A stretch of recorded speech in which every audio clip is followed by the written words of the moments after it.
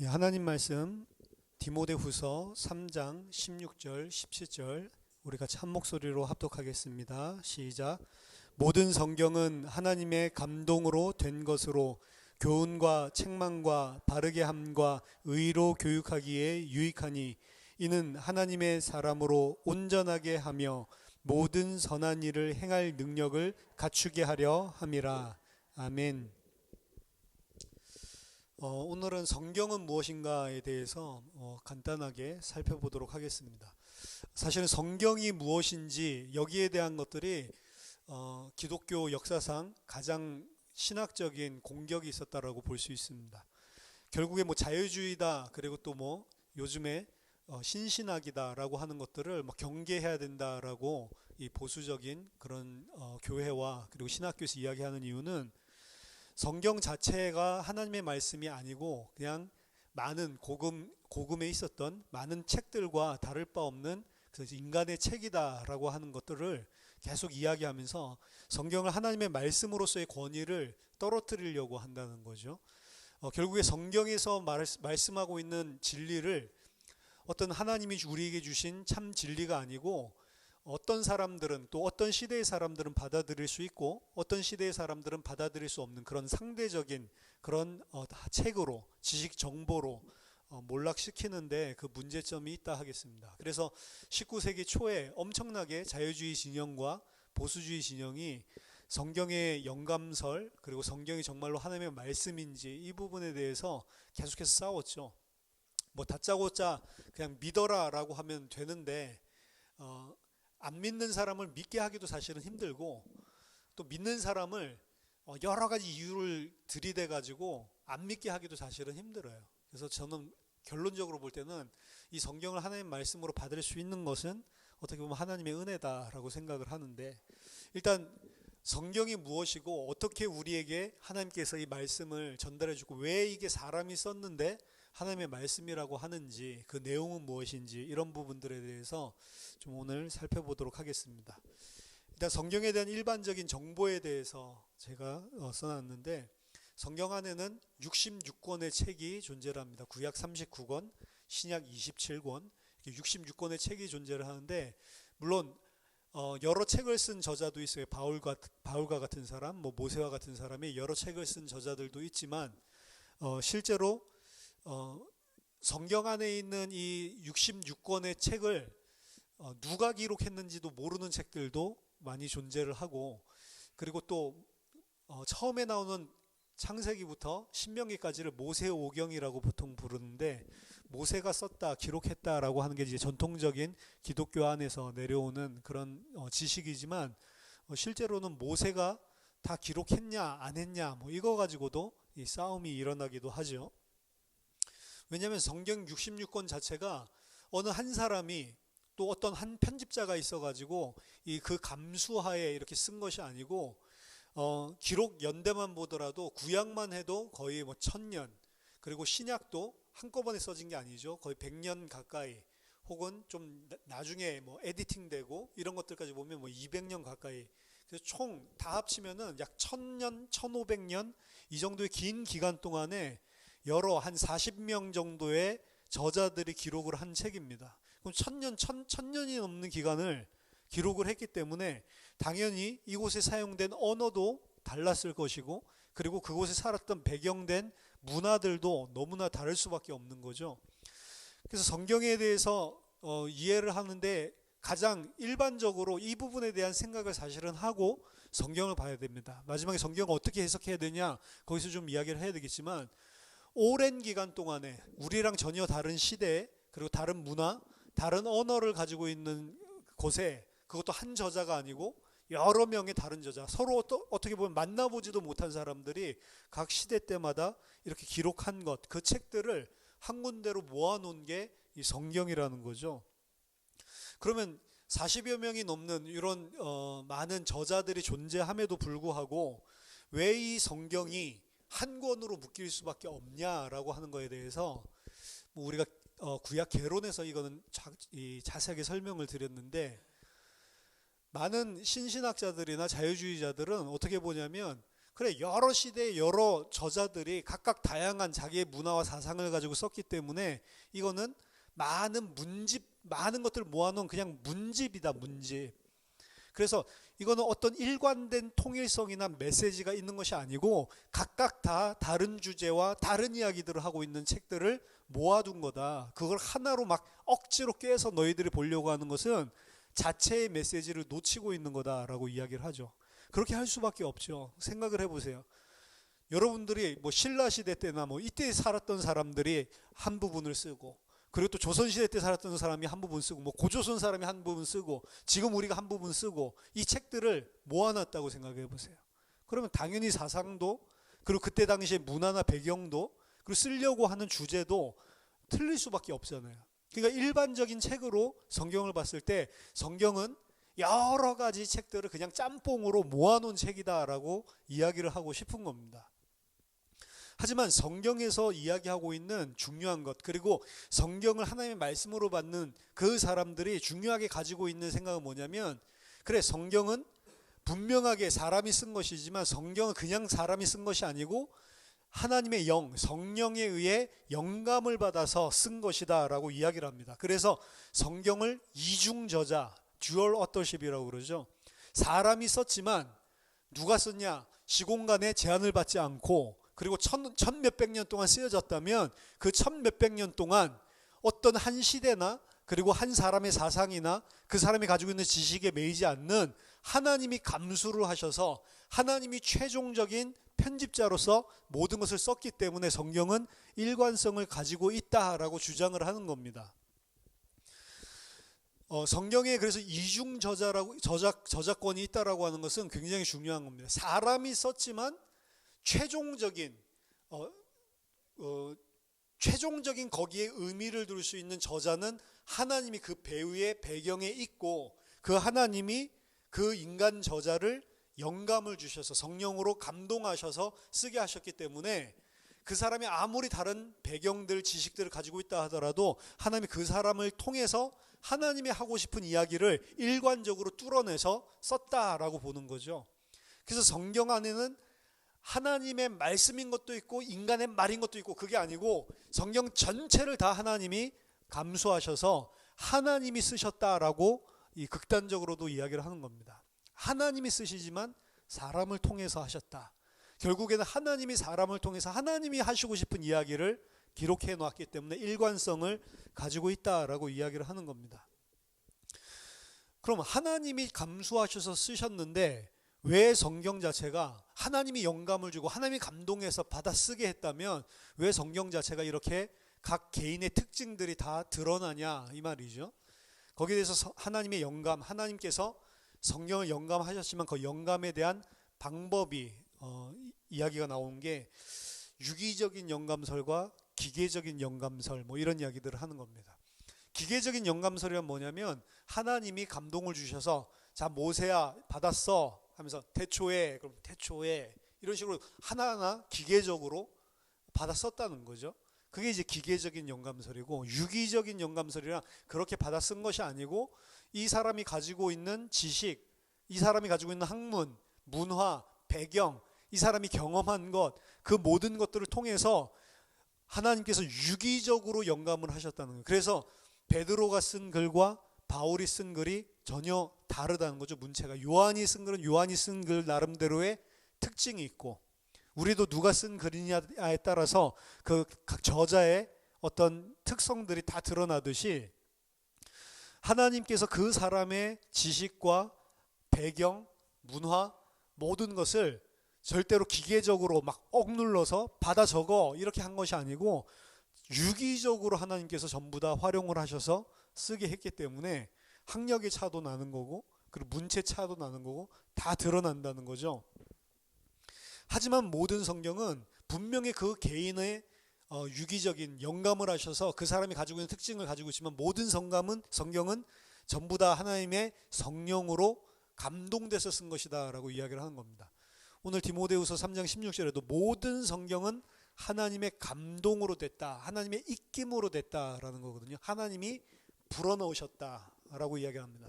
모든 성경들 안에 하나님께서 성령으로 불어넣으셔서 하나님께서 생명으로 불어넣으셔서 다 기록을 했다. 한 성경만 그런 것이 아니고 모든 성경 자체가 하나님이 영감을 하셨다는 거죠. 베드로후서 1장 21절에도 예언은 언제든지 사람의 뜻으로 낸 것이 아니요 오직 성령의 감동하심을 받은 사람들이 하나님께 받아서 하신 것이다. 그래서 예언의 말씀들, 구약에 있는 말씀들도 그렇고 신약에 있는 말씀들도 그렇고 사람이 임의적으로 쓴 것이 아니고 하나님이 성령으로 그들을 감동해서 쓰신 것이다 라고 이야기를 하는 겁니다. 근데 쓰실 때 유기적인 영감을 가지고 했다라고 개역주의에서는 이야기를 하는 겁니다.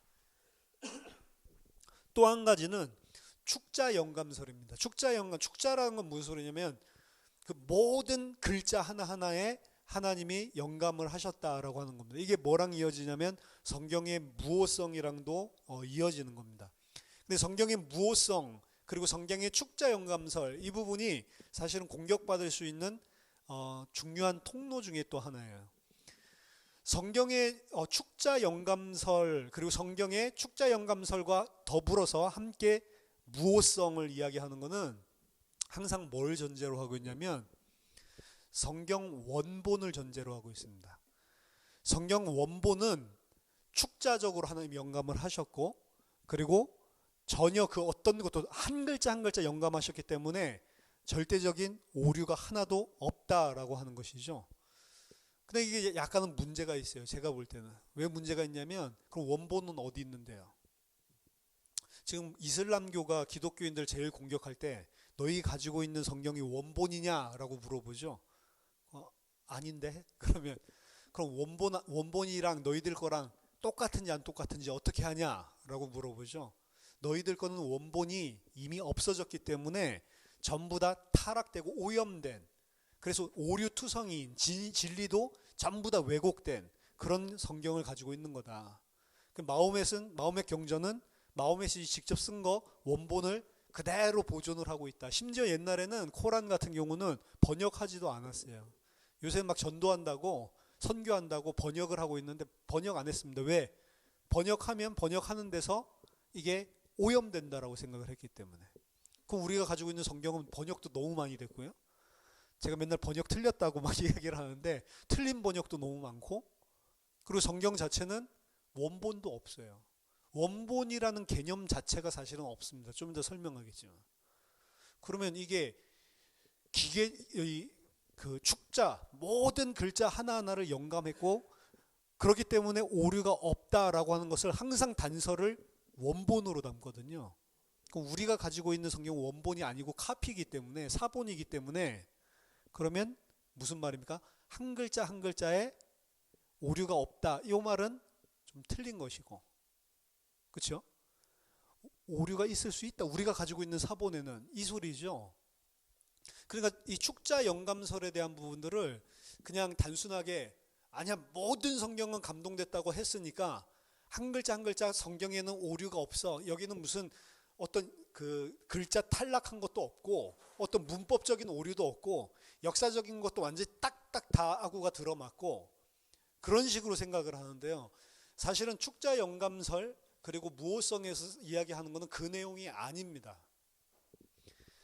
더 중요한 하나님이 모든 것을 다 이 오류가 없이 무오하게 하나님께서 우리에게 주셨다라고 하는 것은 뭐랑 관련이 있냐면 나중에 성경의 명료성과 성경의 충족성이란 관계가 있는 것이 무오하다라고 하는 게 우리가 생각하는 오탈자가 하나도 없고 그리고 문법적으로도 너무나 잘 맞고 역사적으로도 한 툴도 안 틀리게 역사 자체가 이 서로 갈등되고 모순되는 부분도 있다니까요. 어떤 역사적인 사건에 대한 기록이 그러니까 그런 것들이 없다라는 게 무호성이 아닙니다. 무호성이 없다라고 하는 건 뭐가 오류가 없다라고 이해를 해야 되냐면 이 성경을 하나님께서 전수를 해주셨는데 그리고 또 하나님이 번역까지 해서 각 나라 언어로 퍼지게 하셨는데 왜? 그들이 이해를 해야 되니까 이 성경을 가지고 이 하나님께서 성령으로 깨닫게 하시고 열어주시면 이 성경 자체는 한국어 개역개정 성경이든 아니면 옛날에 우리가 했었던 그 개역 한글 성경이든 킹제임스 버전이든 아니면 NIV든 상관이 없어요. 이 성경 가지고 하나님께서 하나님 택하신 자에게 성령으로 조명을 해주시면 이 안에 있는 진리를 이 성경을 통해서 완전히 정확하게 깨달을 수밖에 없도록 하나님께서 성경 우리에게 전수해 주셨다. 그 정도에서 멈춰야 됩니다, 사실은. 안 그러고 우리가 가지고 있는 성경이 한 글자도 무오하다라고 이야기하면 공격받을 투성이에요. 왜냐하면 왜 공격을 받냐면 우리가 원본을 안 가지고 있거든. 그리고 원본이라는 개념 자체가 성경에는 없어요. 좀 이따 설명하겠지만. 근데 이제 성경의 무오성과 성경의 영감성을 지킨다라고 하는 보수에서 너무 그쪽으로 나가니까 만약 이게 깨지면 진리가 깨진다라고 생각을 하는 거예요. 진리 안 깨집니다. 이 안에 문법적인 무슨 오탈자라든지 문법적인 오류가 있어도 아무 상관이 없어요. 왜? 성경 전체가 다 같이 이야기하고 있는 그 가장 중요한 진리는 그런 오탈자나 문법적인 오류 때문에 희석되거나 왜곡될 수가 없기 때문에 그렇습니다.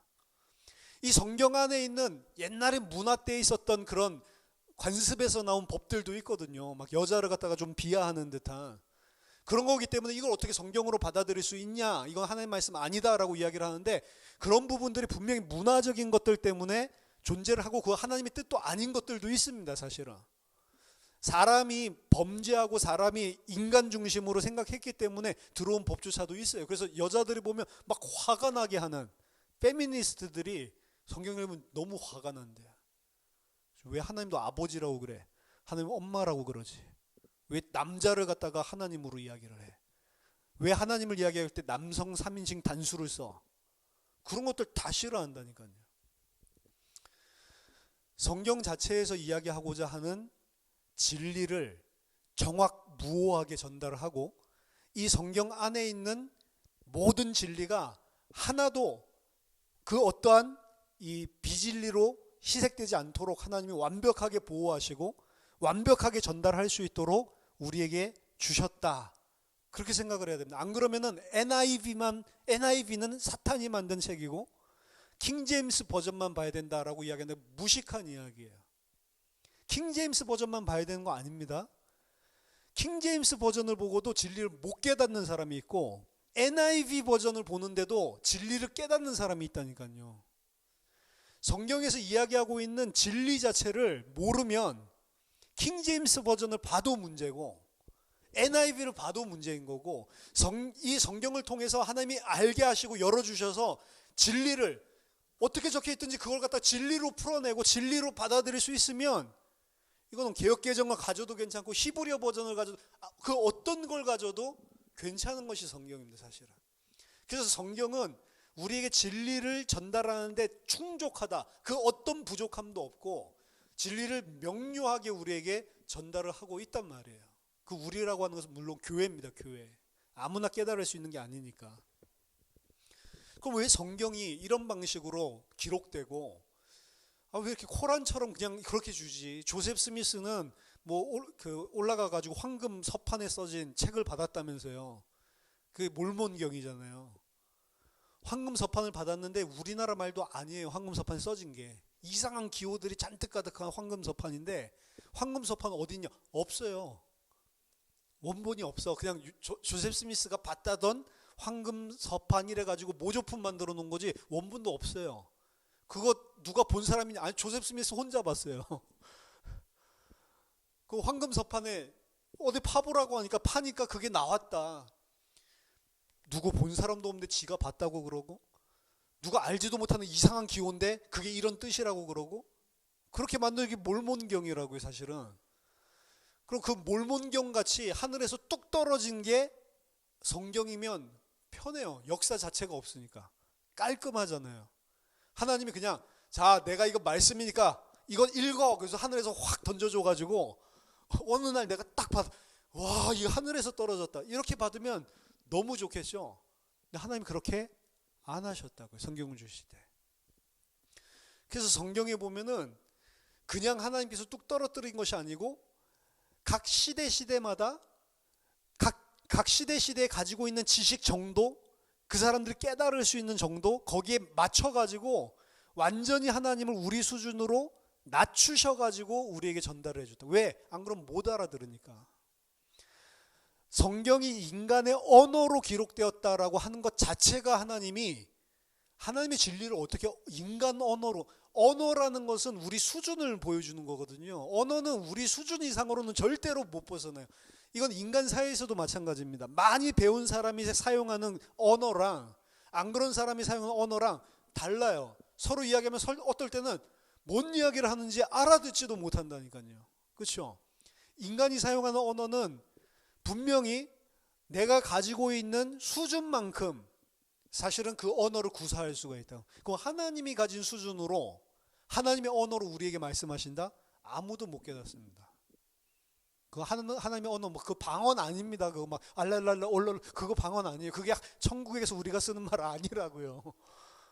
하나님이 천상의 언어로 하나님이 쓰시는, 그리고 하나님이 알고 있는 내용을 우리에게 진리로 주시면 알아들을 수 있는 사람이 하나도 없어요.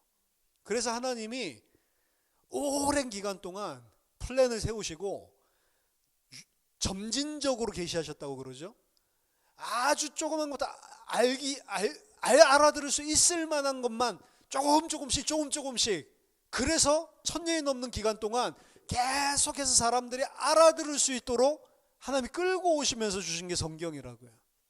그래서 성경 안에 변천이 들어 있습니다. 초기에 쓰여져 있을 때는 하나님 말하려는 진리가 분명히 들어 있는데 감춰져 있는 것. 구약이 그렇죠. 구약에는 예수 그리스도를 통해서 하나님께서 어떻게 인류를 구원하려고 하는지 그 계획이 분명히 들어는 있는데 감춰져 있단 말이에요. 나중에 그걸 알고 보면 보이는데 모르는 상태에서 보면은 전부 엉뚱하게 이해할 수도 있어요.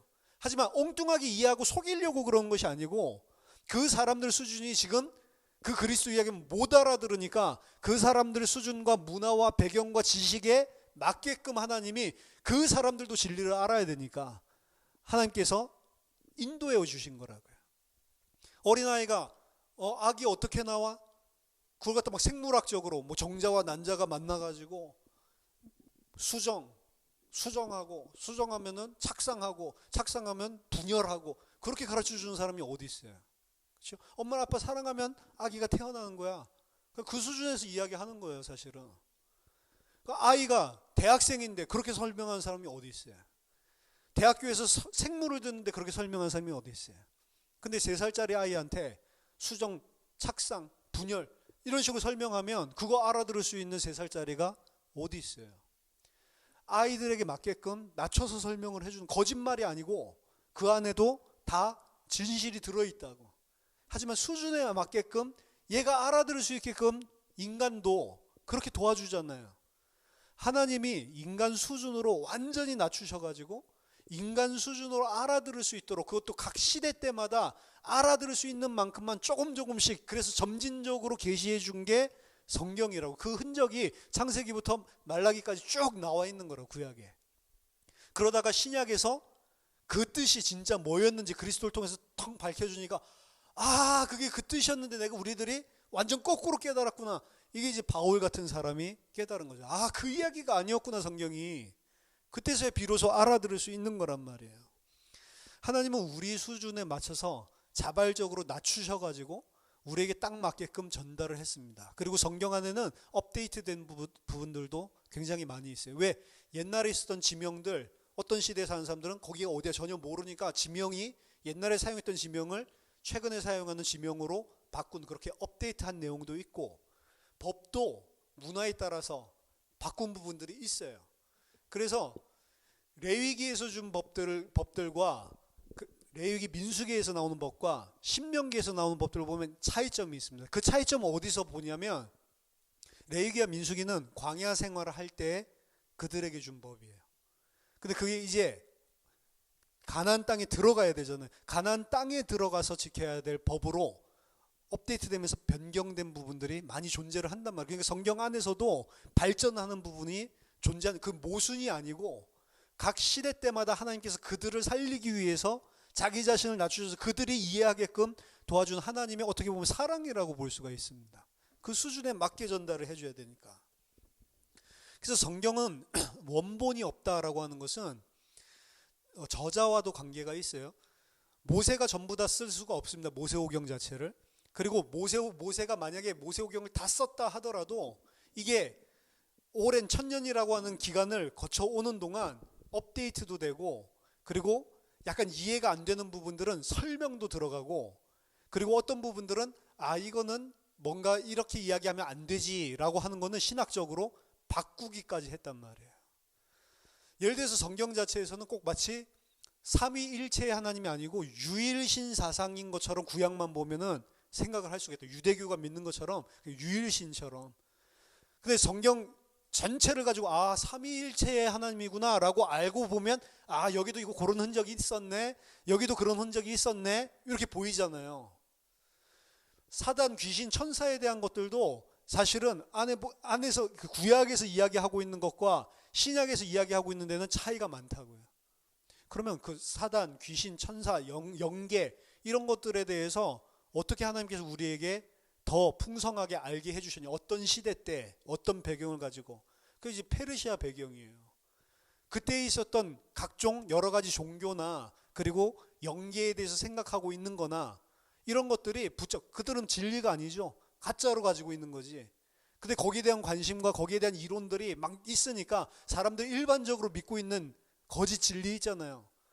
그런 것들이 발달할 때 영적인 세계가 어떤 것이고 영적인 건 뭔지 이런 부분들이 그때부터 사실은 전달되기 시작을 한 거라고요.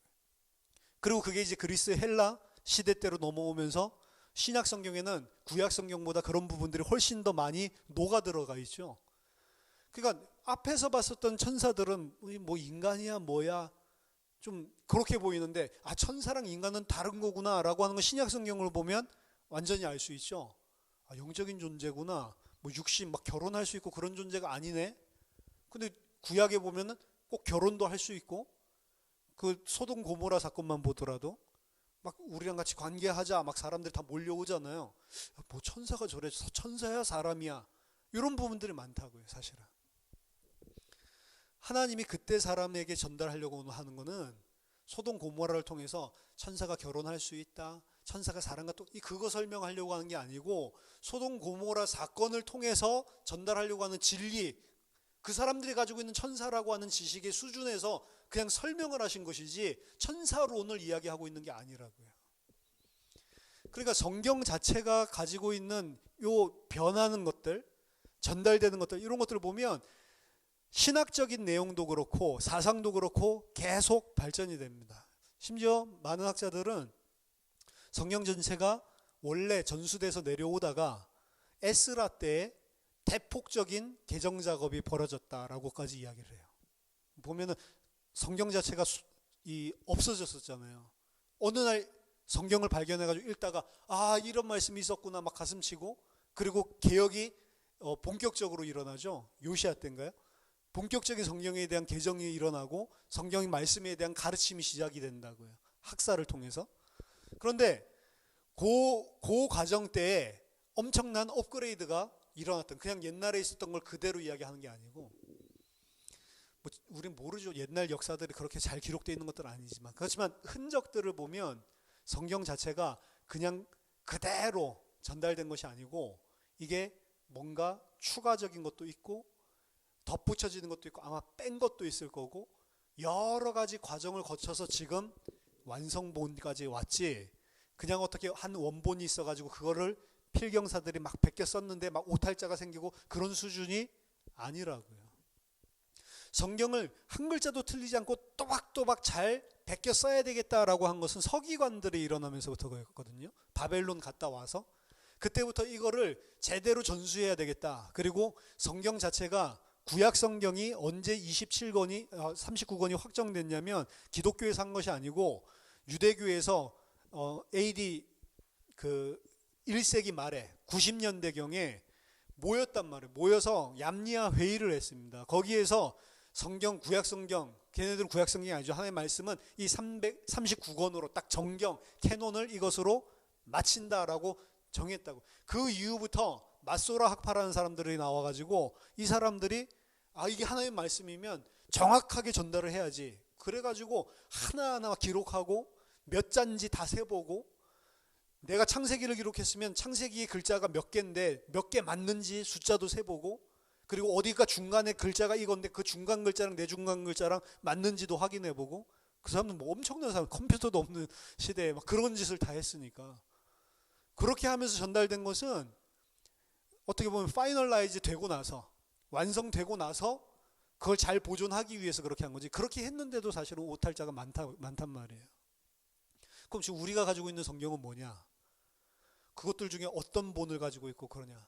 그런 게 없어요. 우리가 가지고 있는 성경은, 그 구약성은 구약성경, 신약성경은 신약성경, 막 베껴 쓴 사본들이 엄청나게 많을 거 아니에요. 엄청나게 많은 사본들을 지금 가지고 있습니다. 똑같은 거 단 하나도 없어요. 비슷하지만 한 글자라도 틀린, 서로 다르지 않은 완전 똑같은 사본 하나도 없습니다. 그럼 어떻게 해요? 태초에 하나님이 천지를 창조하시니라 지금 우리가 가지고 있는데, 그럼 그거를 모든 사본들을 다 비교해 보는 거예요. 근데 태초에 하나님이 천지를 창조하시니라 뭐라고 이야기를 하면, 태초에 하나님이 천지를 창조하셨다, 막 예를 들어서 한국말로 이렇게 된 버전이 있다고 해보세요. 베꼈는데, 그러면은 비교해 보니까 한 98% 정도는 태초에 하나님이 천지를 창조하시니라 라고 되어 있고, 2% 정도는 태초에 하나님이 천지를 창조하셨다 라고 되어 있으면, 아, 태초에 하나님이 천지를 창조하시니라, 이게 원본에 가까운 것이다. 이렇게 해서 그렇게 하나하나씩 모든 단어 그리고 모든 구절들을 하나하나씩 다 그렇게 대조해가지고 비교해가지고 가장 이게 가장 이게 정확하게 기록을 한 것이다라고 하는 어떤 확률적인 통계에 의해서 다 뽑아놓은 거예요. 그러니까 우리는 어떤 본을 가지고 했냐, 그거 없어요. 전체 자료들 중에 이 절은 요게 맞는 것 같다, 저 절은, 그렇게 하다 보니까 뭐 어떤 사본이 대충 지금 우리가 가지고 있는 거랑 많이 겹치는 게 있는 건 있죠. 그렇지만 그 어떤 것도 전부 다 그렇게 여러 개의 사본들을 비교해가지고 짜집기 같이 이렇게 다 하나하나 집어넣은 거지, 어떤 한 책에서 그대로 베껴 쓴 거 없단 말이에요, 우리 성경에. 그러니까 성경의 원본 그런 거 이야기가 말이 안 되는 거예요. 그리고 그런 거 자체가 없었어요. 예수님 당시에도 없었어요. 예수님 당시에도 크게 세 개의 패밀리로 구분이 되어 있다고요. 예수님 당시에는 성경하면 구약이니까 그때 당시에 있었던 구약 사본들을 없었죠, 옛날에는. 근데 사회사본이 발견되면서 비교를 해보니까 그때 당시에 있었던 성경들이 크게 세 종류. 그것도 세 종류라고 해서 그 안에 있는 사본들 다 똑같은 거 아닙니다. 많이 비슷한 그런 어떤 종류의, 그래서 뭐 이거는 알렉산드리아 계열이다, 뭐 이거는 뭐 바벨론 계열이다, 뭐 이런 식으로 막 나누죠. 그런 계열들이 있어요. 그럼 예수님 당시에 이사야서, 그러면 우리가 가지고 있는 이사야서랑 다를 수 있습니다. 그렇죠? 어떤 구절은 빠졌을 수도 있고, 예수님이 봤던 성경은 어떤 구절이 우리가 못 보는 게 있었을 수도 있고. 그럼 예수님 봤던 거랑 사도들이 봤던 거랑 우리가 본 거랑 다른 거야? 사도들은 70인역을 봤다던데, 70인역이란 것도 좀 전에 말한 거랑 똑같은 거예요. 누가 70인역을 막 이렇게 한 게 아닙니다. 전부 다 각자 막 이렇게 한 것들이 모여져 가지고 된 거라 번역들 다 틀리단 말이에요. 그런 것들에 대해서 약간 염두에 두고 통일을 해야 된다, 중앙에서, 이런 생각을 가지게 된 거는 1세기 말입니다. 왜? 기독교인들이 성경을 가지고 예수를 그리스도라고 증거하기 위해서 너무 많이 오용을 하니까 우리가 제대로 된 본을 유대인들이 정확하게 만들자, 그런 식으로 해서 나온 것들이 뭐 이제 뭐 그 데오도시안 뭐 이런 것들이란 말이에요. 그러니까 아킬라본 같은 건데, 그러니까 성경 자체가 우리가 생각하는 것처럼 깨끗한 무슨 역사를 가지고 전달된 것이 아닙니다. 굉장히 지저분하게. 그럼 예수님이 보고 사도들이 봤었던 구약 성경이랑 우리들이 보는 구약 성경 분명히 차이점이 어딘가는 존재를 할 건데, 생각해 보세요. 이게 굉장히 중요한 이슈입니다. 근데 왜 그들이 봤던 구약 성경도 하나님의 말씀이고 우리가 보는 이 말씀도 하나님의 말씀이냔 말이에요. 다른데 그들이 본 성경 전체가 주는 메시지, 그걸 제가 설명했죠. 캐논 1이라고. 문자적인 캐논은 캐논 3라고 하면은, 캐논 1, 그건 진리의 내용을 말한다고 했죠. 그들이 이 성경, 구약 성경을 통해서 받아들인 캐논 1이 그들이 봤던 구약 성경 안에 그대로 있었고, 우리들이 보고 있는 구약 성경들 안에도 그 캐논이 전혀 오염되거나 이러지 않고 그대로 들어있단 말이에요.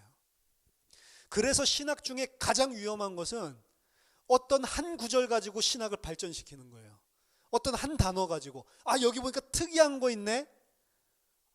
전체적으로 말하는 게 이 이야기인데 거기에 반대되는 뭔가 혹은 거기에 뭔가 이 기존에 있었던 걸 허물 수 있는 뭔가 어떤 구절을 발견을 했어. 그럼 사람들은 그걸 가지고 지금까지 우리가 믿었었던 것들이 지금까지 우리 말했던 게 잘못된 거네 이래가지고 그 한 부분으로 이걸 전체를 무너뜨리려고 한다. 그거 잘못된 것입니다. 한 부분이 예를 들어서 구약 성경의 어떤 한 부분이 지금까지 우리들이 알고 있었던 전체적인 말하는 성경의 내용이랑 좀 이게 약간 뉘앙스는 이게 다르네 라고 생각을 해보세요. 그럼 신학자들은 어떻게 하냐면 그걸 가지고 아예 기존 거랑 완전 다른 신학을 세워버린다니까. 왜? 그래야 저 사람 대단하다. 그동안 우리들이 몰랐었던 것들을 새롭게 이렇게 해냈다라고 생각을 하거든. 근데 그렇게 성경을 보면 안 된다고요. 왜요? 성경은 이런 식으로 전달됐기 때문에 그런 한 부분이 예수님 당시에 예를 들면 있었을 수도 있고 없었을 수도 있고 우리가 사본들을 정리하면서 그게 원래 전달하려고 안 하는 내용이 들어왔을 수도 있고 안 들어왔을 수도 있고.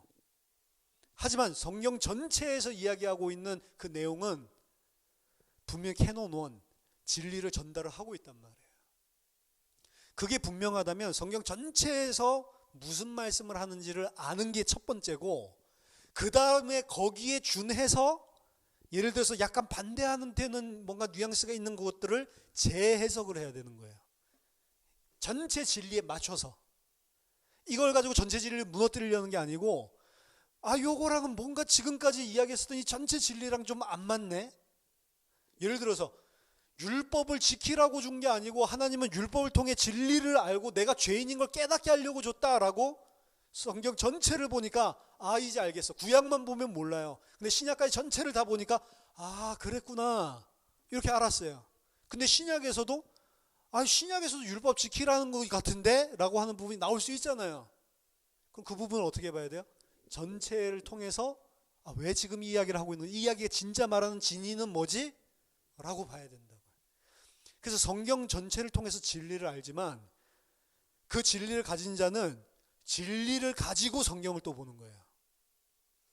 이해되세요? 성경을 통해서 진리를 우리가 배우지만 그 진리가 우리에게 담겼다면 진리를 가지고 성경을 다시 해석을 하게 된다고. 그리스도의 눈을 가지고 다시 성경을 보게 되는 겁니다. 이것들이 왜 그런 복잡하게 이런 이야기들을 해야 되냐면 성경 전달 과정, 우리가 가진 성경이라고 하는 것 자체의 특징을 이해할 필요가 있는 것입니다. 따라서 정경이라고 하는 것은 성경 딱 우리가 가지고 있는 66권인데요. 66권이고 그 외에는 더 이상 성경이 하나님의 말씀이 없다. 신약 성경까지 4세기 정도에 완전히 파이널라이즈 됐죠. 그때부터 66권 위에는 더 이상 새로운 계시가 없다라고 이야기를 하는 겁니다. 새로운 계시가 없다라고 하는 것은 지금까지 66권에서 이야기하고 있는 진리에 반하는 그 어떠한 하나님의 새로운 계시도 없다. 이건 하나님의 전체 계시를 그 아들을 통해서 밝혀주시고 난 다음에 우리가 안 진리이기 때문에 거기에 뭔가 새로운 진리가 필요가 없다라는, 새로운 진리랑 만약 기존의 그리스도를 통해서 최종적으로 밝혀주신 이 진리와 대적하는 어떤 새로운 진리가 있다라고 이야기하는 그거는 가짜라는 겁니다. 하나님으로부터 온 게 아니라는 겁니다. 만약에 어떤 계시가 요즘에도 있다라고 한다면 그 계시는 정확하게 하나님이 주신 이 성경 66권에서 이야기하는 진리랑 딱 맞아 떨어져야 되는 거지, 그거 아닌 거는 계시 아니란 말이에요. 직통 계시 받는 사람들 있죠. 하나님 음성 듣는다고 그러면서 무당같이 점쳐주듯이 하는 사람들 있죠. 그거 하나님의 말씀, 하나님의 계시 아닙니다. 왜요? 성경 지금 66권을 보면 그런 식으로 하나님께서 계시 안 하셔요. 그런 목적을 가지고 계시하신 적이 한 번도 없다니까요. 근데 어디 무당 같은 걸 갖다 끌어들여 가지고 그게 하나님 말씀이라고 하냐고요. 진짜 무당이랑 다를 바가 없어요. 저 어떤 분 할아버지 만나가지고 우리가 하나님 볼 수 없잖아요. 그랬더니 왜 못 보냐고. 보셨어요? 교회 가서 봤다고. 어떻게 해서 자기가 기도를 40일 기도를 열심히 하는데 새벽 기도를 어느 날 한 30 며칠째 막 기도하고 있는데 펑 소리가 나더래. 눈 뜨니까 앞에 연기가 모락모락 나면서 하얀 옷 입은 할아버지가 하얀 수염을 들이대고 내가 아버지니라. 그 귀신이지 하나님 아니라니까요. 그렇죠? 그거 하나님이라고 생각하면은 그게 하나님이 성경 전체에서 이야기하는 하나님이랑 다르죠. 하나님 눈에 보이는 분 아니라면서요. 그렇죠? 그럼 그 사람은 그게 하나님이라고 생각하고 그 사람이 이야기해주면 하나님 말씀이라고 생각을 하겠네요. 그럼 그 말씀이 그가 가지고 있는 하나님이라고 하는 상 자체가 성경 전체에서 이야기한 진리랑 같냐고. 그렇죠? 근데 우리가 어리석으면 하나님이 요새도 그런 식으로 계시하시나 보다 이렇게 착각을 한다니까. 그러니까 우리가 제일 먼저 알아야 될 거는 성경 전체에서 이야기하고 있는 그 캐논 1이라고 하는 진리의 핵심이 뭐냐 이거부터 빨리 아는 것이 중요합니다. 그리고 나머지는 다 그것에 의해서 재해석을 하는 거예요. 사실은 그게 3번의 성경의 내용과 목적이라는 것입니다. 성경은 특별한 목적을 가지고 주어진 거예요. 15절 오늘 본문 전에 15절 보니까 성경은 능히 너로 하여금 그리스도 예수 안에 있는 믿음으로 말미암아 구원에 이르는 지혜가 있게 하느니라 라고 이야기를 하죠. 성경의 제일 목적은 구원에 이르는 지혜가 있게 하는 책이에요. 구원을 위한 책입니다. 우리를 구원하고 우리에게 영원한 생명을 주시기 위해서. 그 구원이라고 하는 것은 내가 구원받아 지옥 안 간다, 하나님의 백성으로 편입됐다, 그것도 있지만 진짜 구원은 그거의 끝이 아니죠. 16절 17절에 하나님의 사람으로 온전하게 세워가는 것까지, 그걸 구원이라고 이야기를 한다고요. 그러니까 여기 16절부터 17절 되는 15절부터 17절이라고 고쳤어야 됩니다. 15절부터 구원에 이르는 지혜가 있게 하는데, 그 구원은 예수 믿었으니까 내가 구원받는 이제 천국 간다, 그게 구원이 아니고, 구원은 새하늘과 새 땅에 살 수 있는 온전한 하나님의 백성으로 양육되는 전체 과정이 구원이란 말이에요. 구원하기 위해서 주신 겁니다. 구원 따로 성화 따로 있는 게 아니고, 성화의 과정도 다 구원에 대한 거라니까. 구원받았으니 우리가 이제 하나님 백성답게 잘 살자, 그 이야기가 아니에요. 그건 잘못된 성화론입니다. 성화 내용이 그게 아니에요. 하나님의 백성으로 온전하게 하나님 앞에 영원히 살 수 있는 피조물로 지어져가는 전체 과정이 다 구원이라고 하는 거예요. 그게 온전하게 된다라고 하는 거예요. 요한복음 5장 39절에 예수님 직접 말씀하시죠. 너희가 성경에서 영생을 얻는 줄 생각하고 성경을 연구하거니와 이 성경이 곧 내게 대하여 증언하는 것이다. 영생을 얻기 때문에 성경 말씀을 보는 거예요. 그리고 그 영생을 얻을 수 있는 핵심은 뭐냐면, 이 성경이 나에 대해서 증언함으로, 나를 믿게 함으로 너희들이 영생을 얻게 하는 책이다. 요한복음 20장 31절에 오직 이것을 기록함은 너희로 예수께서 하나님의 아들 그리스도이심을 믿게 하려 하며, 왜 믿어야 됩니까? 또 너희로 믿고 그 이름을 힘입어 생명을 얻게 하려 함이라. 그래서 성경책은 다른 것이 아니고 우리에게 영원한 생명, 우리에게 영원한 생명을 주시는 구원의 목적 외에는 없단 말이에요.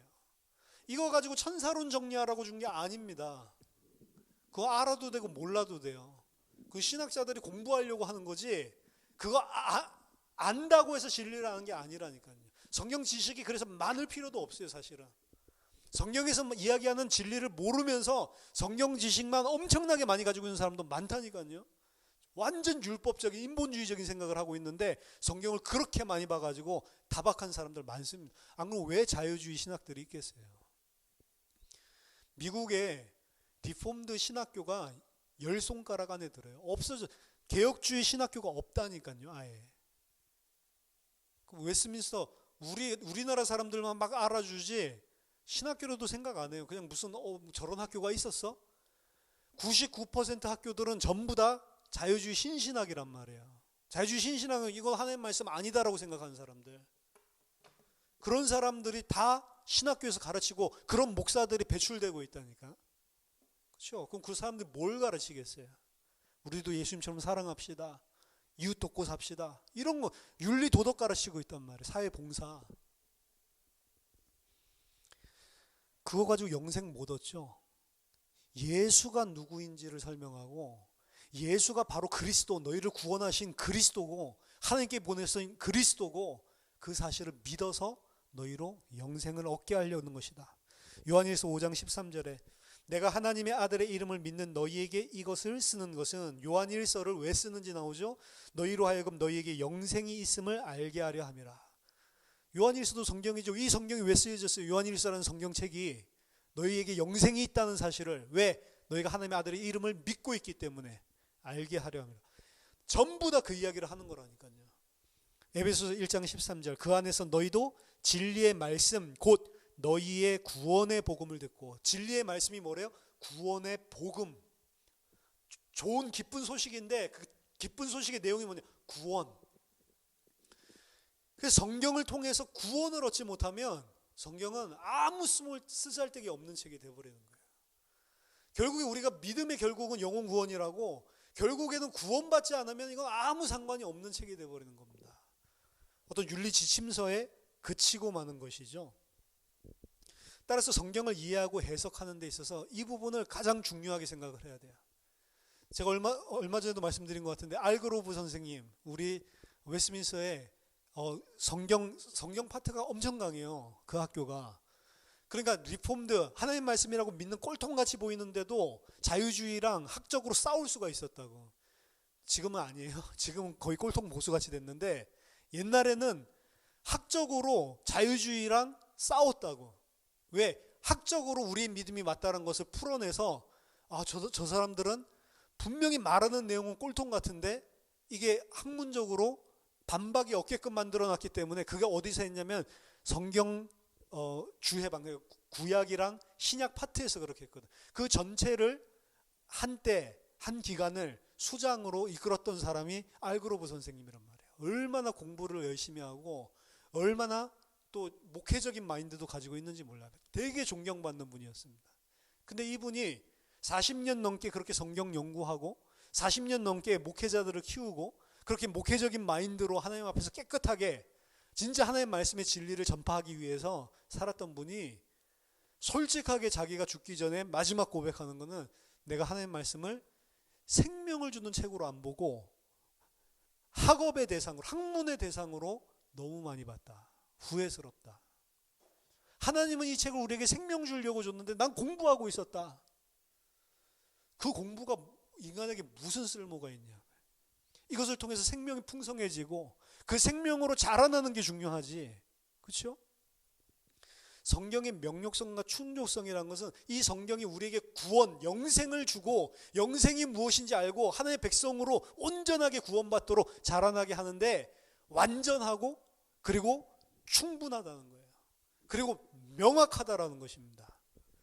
성경 모든 부분이 명확하지 않죠. 성령의 퍼스피큐어티라고 하는데, 성경의 그 퍼스피큐어티, 명료성이라고 하는 것은 모든 성경을 다 우리가 알 수 있다는 게 아니에요. 모르는 게 더 많죠, 성경은.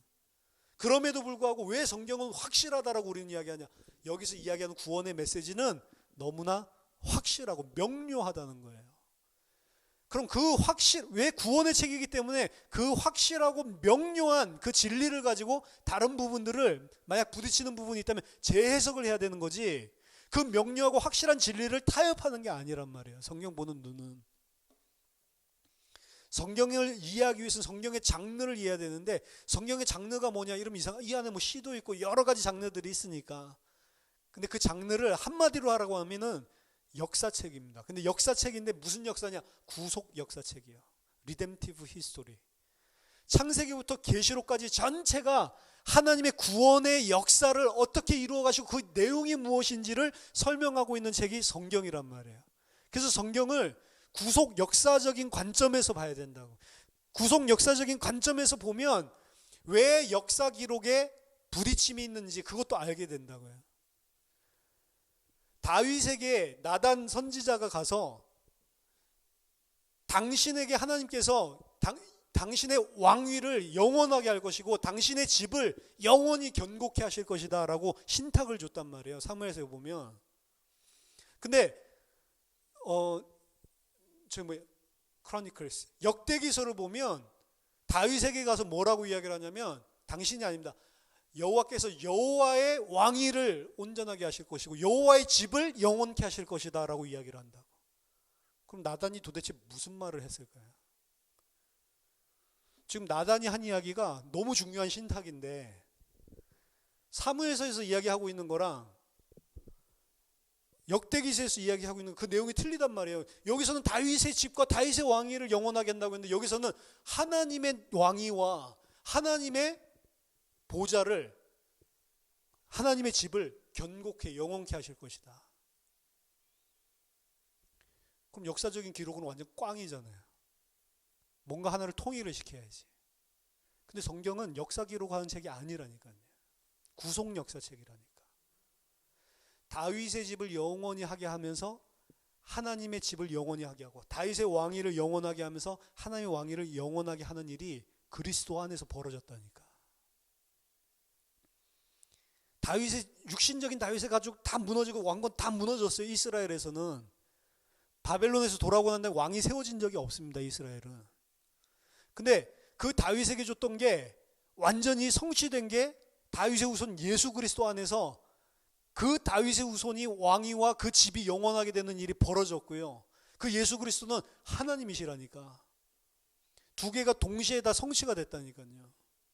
그러니까 전체를 구속 역사적으로 보면 이건 모순이 되는 게 아니고 하나님이면서 인간이신 예수 그리스도를 통해 하나님께서 이루실 그의 나라에 대한 신탁을, 구원의 길을 설명해 주고 있는, 예언하고 있는 책이라고요. 그렇죠? 그러니까 단순하게 그냥 인간적으로 보는 게 아닙니다. 전체 진리를 통해서 왜 이게 그럼 다르게 기록되어 있지? 그것도 재해석을 하는 거예요. 아, 그리스도 안에서 이게 성취될 예언인 거지. 지금 육신적인 그 다윗 임금 이야기 하는 게 아니었구나. 이렇게 새롭게 그 신약을 봐야지 알게 되는 거죠. 그래서 성경 전체는 구속 역사책이고 그 그리스도를 절정으로 하는 구속 역사의 관점에서 모든 게 다 해석돼야 되는 거예요. 성경의 시대 배경과 언어, 그걸 이해하기 위해서 성경 자체에서 이야기하고 있는 액면적인 내용을 이해하는 것도 필요해요. 거기에 필요한 게 언어와 시대 배경입니다. 시편 23편을 보고 주께서 내 머리에 기름을 바르시고, 그러니까 이 대학교에서 시편 23편 가지고 세미나를 했더니 그냥 일반 세큘러, 그냥 세속적인 학교, 대학교에서, 미국에서 그 사람이 그 소논문을 쓴 걸 보고 알았죠. 그 교수가. 그 사람 크리스찬이고 신학 공부도 한 것 같은데 그냥 일반 이 교수예요. 문학 같은 거 가르치는. 시편 23편 애들 읽게 했더니 너무 좋다는 거예요. 아, 이거는 기독교 안에서만 볼 수 없었던 막 다양한 다채로운 해석이 나오는구나. 그래, 이 사람이 포스트 모더니스트거든요. 그래, 성경은 하나를 진리로 보는 게 아니고 다채롭게 나에 따라서 내가 찾아내는 거야.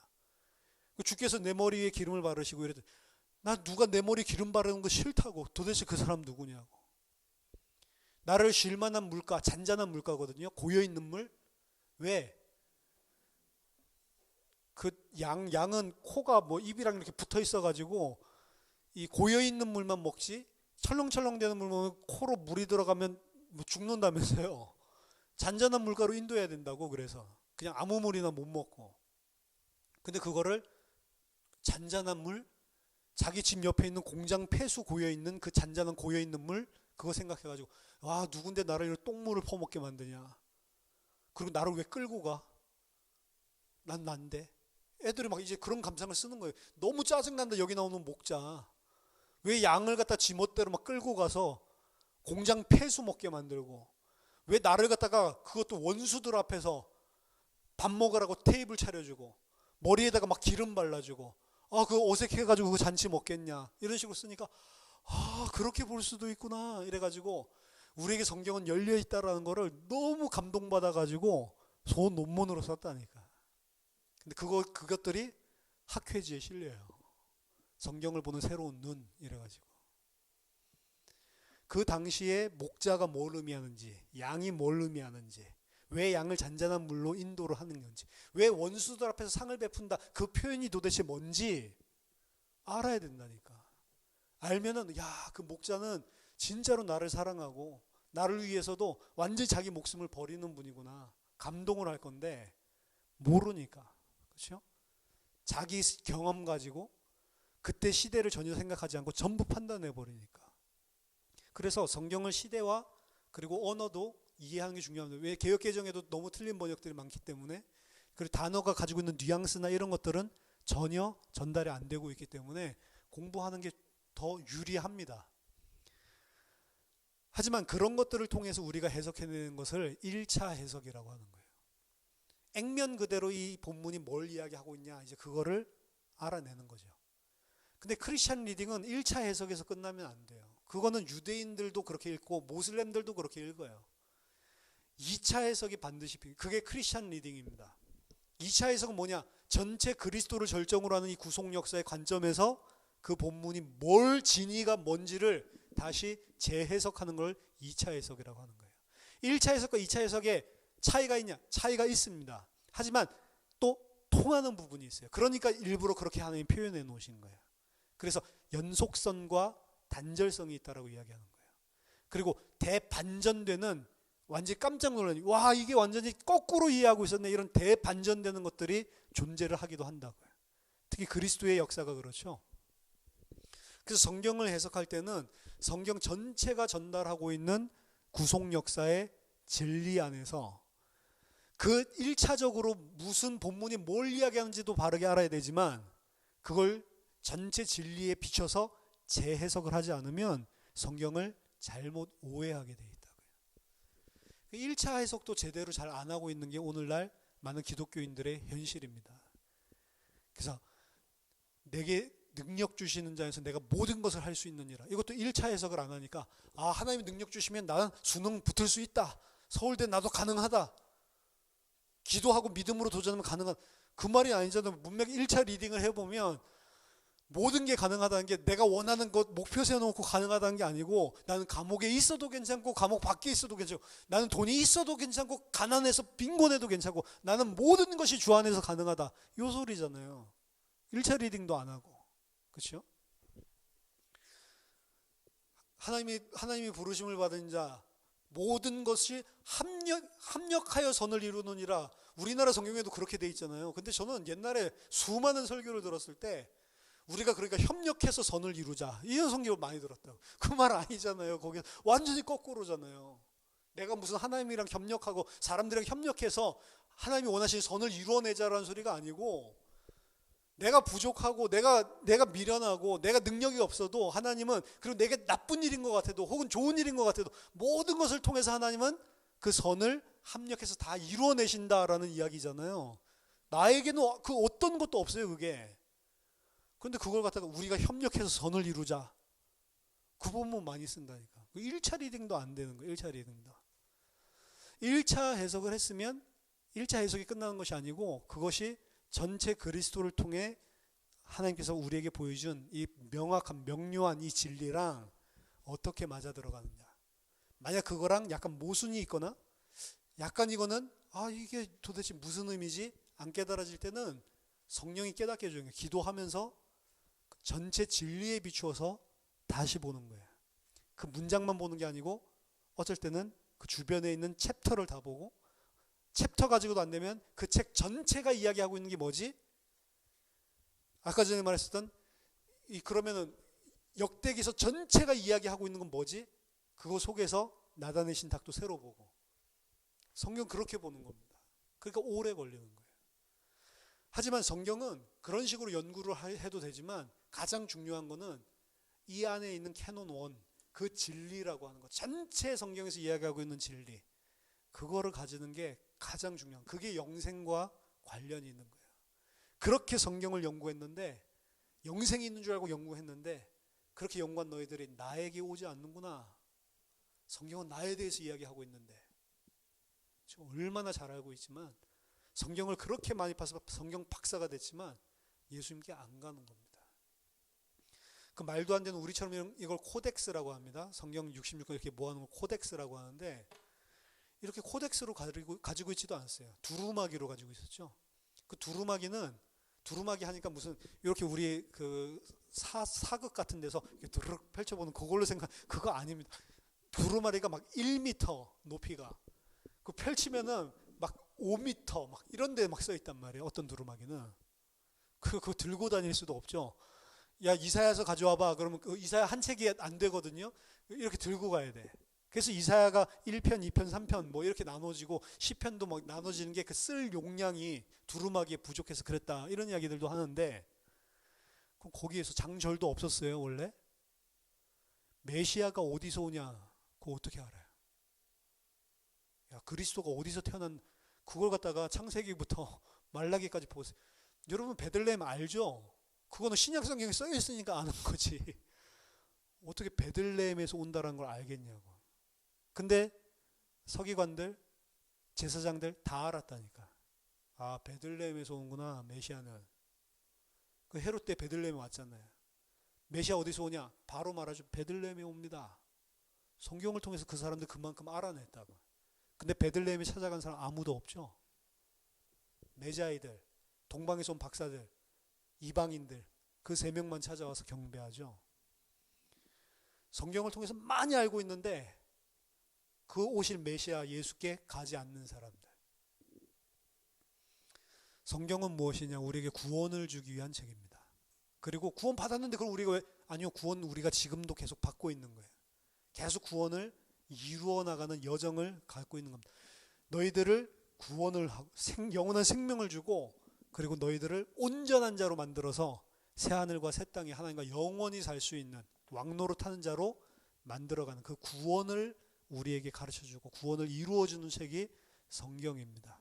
여러분이 성경이 무엇인지를 바르게 이해하고 엉뚱소리하는 사람들한테 현혹되지 마시고, 성경을 통해서 이게 무슨 NIV를 봐야 되느니 뭐 킹 제임스 버전을 봐야, 그런 거 듣지 마세요. 쓰레기입니다, 쓰레기.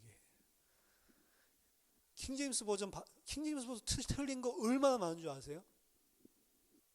그것도 진리에 비추어서 봤을 때, 야, 이거는 NIV가 차라리 낫다라고 하는 구절도 있다니까. 물론 NIV보다 킹 제임스 버전이 그 진리에 비춰 봤을 때 더 나은 것도 있겠죠.